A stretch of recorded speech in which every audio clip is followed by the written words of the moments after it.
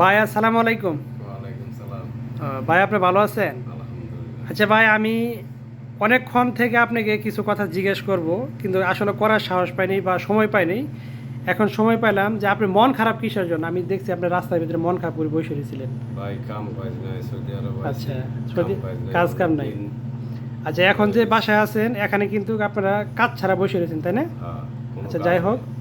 তো আমি প্রিয় প্রবাসী ভাইদেরকে অনুরোধ করব, এই ভিডিওটা যারা দেখবেন সবাই শেয়ার করবেন। উনি কিন্তু বাংলাদেশি প্রবাসী, উনি দীর্ঘদিন একটা প্রজেক্টে কাজ করছিল, কাজ করার পরে হঠাৎ করে ওই প্রজেক্ট বন্ধ হয়ে যায়।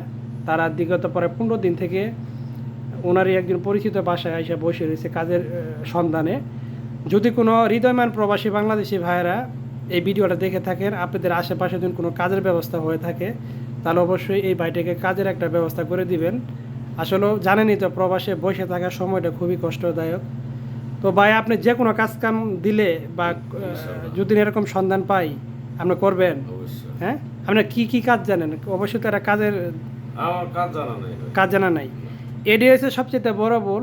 যারা প্রবাসে আসেন, আপনারা কাজ না জানে আসলে বিদেশে আসার এর হচ্ছে বোকামের পরিচয়।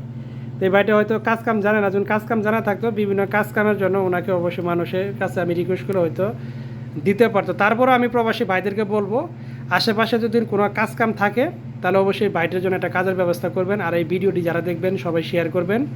আর যদি কাজের ব্যবস্থা থাকে, আমার এই ভিডিওতে সবাই কমেন্টস করে ইনবক্সে আমাকে একটু লক দিবেন, যেন আমি ওই মানুষটিকে যেন একটা কাজের ব্যবস্থা করে দিতে পারি।